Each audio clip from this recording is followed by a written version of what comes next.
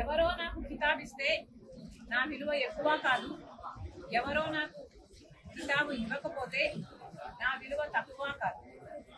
నేను రాజశేఖర రెడ్డి రక్తం. రాజశేఖర రెడ్డి గారు వైఎస్ రాజశేఖర రెడ్డి గారు అయినప్పుడు ఆయన బిడ్డ వైఎస్ షర్మిలారెడ్డి కాకుండా ఎలా పోతుంది?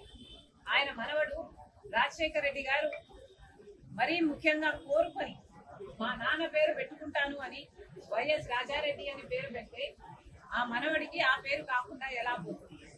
ఎవరు ఎన్నైనా మాట్లాడచ్చు వాళ్ళ స్వార్థం కోసం, కానీ నిజం ఎప్పటికీ నిలకడగానే నిలుస్తుంది. నేను రాజశేఖర రెడ్డి గారి రక్తాన్ని, ఆయన ఆశయాలను కాపాడటం కోసమే ఈ రోజు కాంగ్రెస్ పార్టీలో ఇంత గట్టిగా ఆంధ్ర రాష్ట్రానికి వచ్చి పోరాటం చేస్తున్నాం.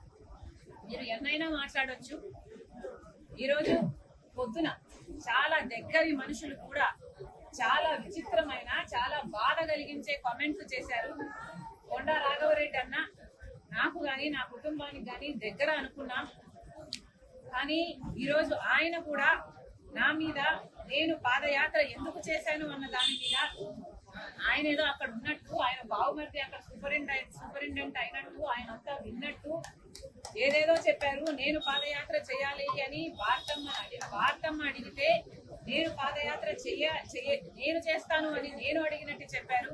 అన్న కొండ అన్న, మీ సూపరింటెండెంట్ చేత వచ్చి ఆయన ఈ మాట చెప్పించగలరా?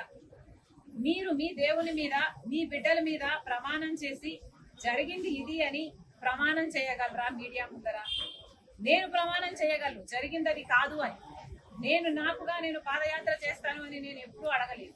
నన్ను కోరితే నేను ఒబ్లైజ్ చేశాను తప్పితే ఇది నిజం కాదు అని నేను నా బిడ్డల మీద, నా దేవుని మీద ప్రమాణం చేసి చెప్పగలను. ఇదే స్థాయిలో మీరు చెప్పగలరా?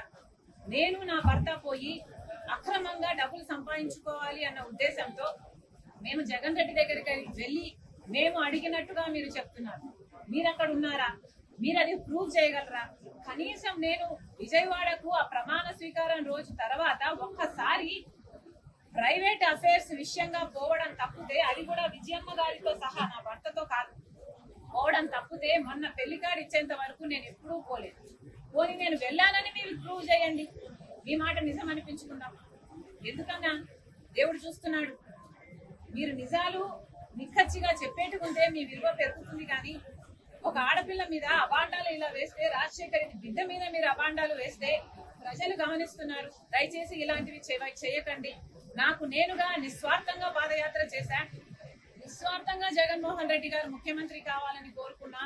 ముఖ్యమంత్రి అయినాక నాకు ఈ పని కావాలని గాని, నాకు ఈ పదవి కావాలని గాని నేను ఏ రోజు కోరిన దాన్ని కాదు. దీనికి సాక్ష్యం మా అమ్మే. ఈ విషయాలన్నీ అమ్మకు తెలుసు. మీకు దమ్ముంటే అమ్మ చేత చెప్పించండి.